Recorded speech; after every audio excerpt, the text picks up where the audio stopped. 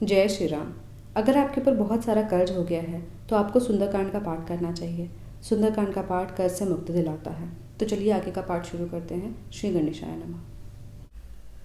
तो उर्कुमति बसी विपरीता हित अनहित मानहु रिपप्रीता काल राति निश्चय कुल केरी केहि सीता पर प्रीति घनेरी। आपके हृदय में उल्टी बुद्धि आ बसी है, इसी से आप हित को अहित और शत्रु को मित्र मान रहे हैं। जो राक्षस कुल के लिए काल रात्रि के समान है, उन सीता पर आपकी बड़ी प्रीति हो गई है। तात चरण गई मागहु राखो मोर दुलार, सीता देहो राम कहो अहित न होय तुम्हार। हे नाथ, मैं चरण पकड़कर आपसे भीख मांगता हूँ कि आप मेरा दुलार रखिए। श्री राम जी को सीता जी को दे दीजिए, जिसमें आपका अहित न हो। बुद्ध पुराण श्रुति सम्मत बानी कही विभीषण नीति बखानी। सुनत दसानन उठा रिसाई खल तोय निकट मृत्यु अब आई। विभीषण ने पंडितों पुराणों और वेदों द्वारा समेत वाणों से नीति बखान कर कही, पर उसे सुनते ही रावण क्रोधित हो उठा और बोला, रे दुष्ट, अब मृत्यु तेरे निकट आ गई है। जियसी सदासठ मोर जियावा रिपुकर पक्ष मूर तो ही भावा कहसी न खल अस को जग माही भुजबल जाहि जिता मैं नाही।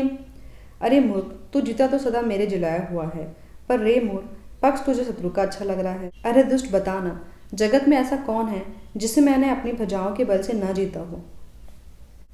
मम पूर्वसी तपस्नी प्रकृति सठ मिले जाए तिन्हीं कहु नीति अस कहे किनेसी चरण पहारा अनुज गए बद बारही बारा। मेरे नगर में रहकर प्रेम करता है तपस्वियों से, मूर्ख, उन्हीं से जाकर मिल और उन्हीं को नीति बता। ऐसा कहकर रावण ने उसे लात मारी, परंतु छोटे भाई विभीषण ने मारने पर भी बार बार उसके चरण ही पकड़े। उमा संत का यही बड़ाई मंद कर जो करहि भलाई तुम पितु सरिस भले ही मोहि मारा रामो भजे हित नाथ तुम्हारा। शिव जी कहते हैं, हे उमा, संत की यही बड़ाई है कि वे बुराई करने पर भी बुराई करने वालों की भलाई करते हैं।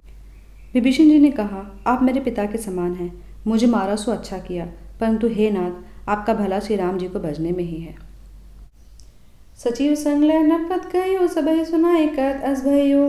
इतना कहकर विभीषण जी अपने मंत्रियों को साथ लेकर आकाश मार्ग में गए और सबको सुनाकर वे ऐसा कहने लगे। रामो सत्संकल्प प्रभु सभा काल बस तोरी मैं रघुवीर शरण अब जाऊं देव जनिक होरी। श्री राम जी सत्संकल्प हैं, अर्थात प्रभु हैं। हे रावण, तुम्हारी सभा काल के वश में है, अतः अब मैं श्री रघुवीर की शरण में जा रहा हूँ, मुझे दोष न देना। अस कही चला विभीषण जब आयुहीन भय सब तभी साधु अवज्ञा तुरंत भवानी कर कल्याण अखिल के हानि। ऐसा कहकर विभीषण जी ज्यों ही चले त्यों ही सारे राक्षस आयुहीन हो गए।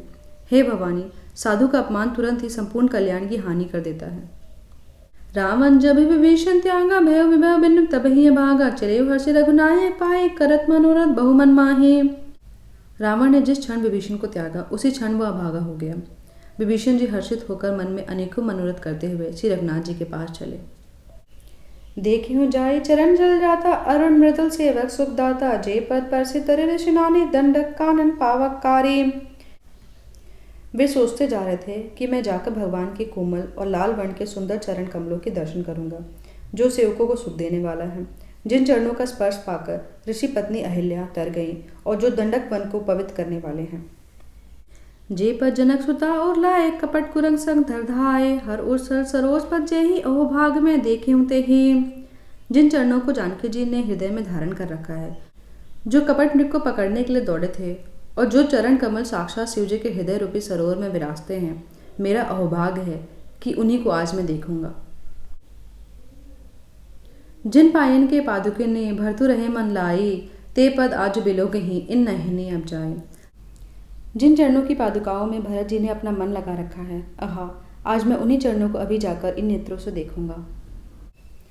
ए विधि करत सप्रेम विचारा आयु सपदे सिंधु ही पारा कपिन विष्णु आवत देखा जाना कहु रूपदूत विशेषा। इस प्रकार प्रेम सहित विचार करते हुए वे शीघ्र ही समुद्र के इस पार आ गए।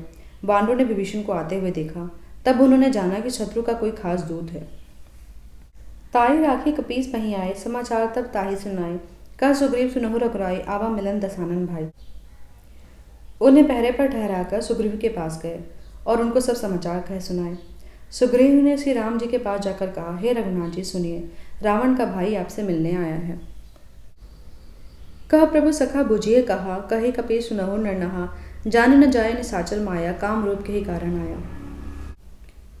प्रभु श्री राम जी ने कहा, हे मित्र, तुम क्या समझते हो। वानरराज सुग्रीव ने कहा, हे महाराज, सुनिए, राक्षसों की माया जाने नहीं जाती। यह इच्छानुसार रूप बदलने वाला न जाने किस कारण आया है। भेद हमार लेन सट आवा राखे बांधी मोयस भावा सखा नित्य तुम की विचारी मम पन शरणागत बहारी। यह मूर्ख हमारा भेद लेने आया है, इसलिए मुझे तो यही अच्छा लगता है कि हम इसे बांध लें। तब श्री राम जी ने कहा, हे मित्र, तुमने नीति तो अच्छी विचारी है, परंतु मेरा प्रण तो शरणागत के भय को हर लेना है। सुनी प्रभु वचन हर्ष हनुमाना शरणागत बख्शल भगवाना। प्रभु के वचन सुनकर हनुमान जी हर्षित हुए और मन ही मन कहने लगे, भगवान कैसे शरणागत वत्सल हैं। शरणागत कहूँ जे तज है निज अनहित अनुमानी, ते नर पावर पाप में तिन्हें बिलोकत हानि। श्री राम जी फिर बोले, जो मनुष्य अपने अहित का अनुमान करके शरण में आए हुए का त्याग कर देते हैं, वे पामर हैं, पापमय हैं, उन्हें देखने से भी हानि है। कोटि विप्रबद लागे ही जाऊं, आए सरंता जहु नहीं ताऊं, सन्मुख होई जीव मोहि जब ही, जन्म कोटि अग्नाश ही तब ही। जिसे करोड़ों ब्राह्मणों की हत्या लगी हो, शरण में आने पर मैं उसे भी त्यागता नहीं हूँ। जीव जो ही मेरे सन्मुख होता है, तो ही उसके करोड़ों जन्मों के पाप नष्ट हो जाते हैं। पाप मन कर सहज स्वभाव, भजनु न मोते भाव न काओ, जो पे दुष्ट हृदय सोई होई, मोरे सन्मुख आओ कि सोई। पापी का यह सहज स्वभाव होता है कि मेरा भजन उसे कभी नहीं सुहाता। यदि वह रावण का भाई निश्चय ही दुष्ट हृदय का होता, तो क्या वो मेरे सम्मुख आ सकता था। निर्मल मन जो सो मोहि पावा, मोहि कपट छल छिद्र न भावा, भेद लेन पटवा दसी सक, तबहु न कछु भय हानि कपीसा। जो मनुष्य निर्मल मन का होता है वही मुझे पाता है। मुझे कपट और छल छिद्र नहीं सुहाते। यदि उसे रावण ने भेद लेने को भेजा है, तब भी हे सुग्रीव, अपने को कुछ भी भय या हानि नहीं है। जग महु सखा निसाचा जेते, लक्ष्मणी हने निमिष महु तेते, जो सभेद आवा सरनाई, राखो ताहि प्राण की नाई। क्योंकि हे सखा, जगत में जितने भी राक्षस हैं, लक्ष्मण क्षण भर में उनको मार सकते हैं, और यदि यह भयभीत होकर मेरी शरण में आया है, तो मैं उसे प्राणों की तरह रखूंगा। उभय भांति तेहि आनहु, हंसी कह कृपा निकेत, जय कृपाल कही कपि चले अंगद हनु समेत। कृपा के धाम श्री राम जी ने हंसकर कहा, दोनों ही स्थितियों में उसे ले आओ। तब अंगद और हनुमान सहित सुग्रीव जी कृपालु श्री राम जी की जय कहते हुए चले। सादर ते ही आगे करिबान चले, जहाँ रघुपति करुणा कर, दूर ही ते देखे दो भ्राता, नैन नंदन के दाता। विभीषण जी को आदर सहित आगे करके वानर फिर वहां चले जहां करुणा की खान श्री रघुनाथ जी थे। नेत्रों को आनंद का दान देने वाले दोनों भाइयों को विभीषण जी ने दूर से ही देखा। बहुरी राम छविदाम विलोकी, रहे ठठुकी एक टक पल रोकी, भुज प्रलम कंजार उन लोचन, श्यामल गात प्रणत भय मोचन। फिर शोभा के धाम राम जी को देखकर वे पलक रोककर ठिठक कर एक टक देखते ही रह गए। भगवान की विशाल भुजाएं हैं, लाल कमल के समान नेत्र है और शरणागत के भय को नाश करने वाला सांवला शरीर है।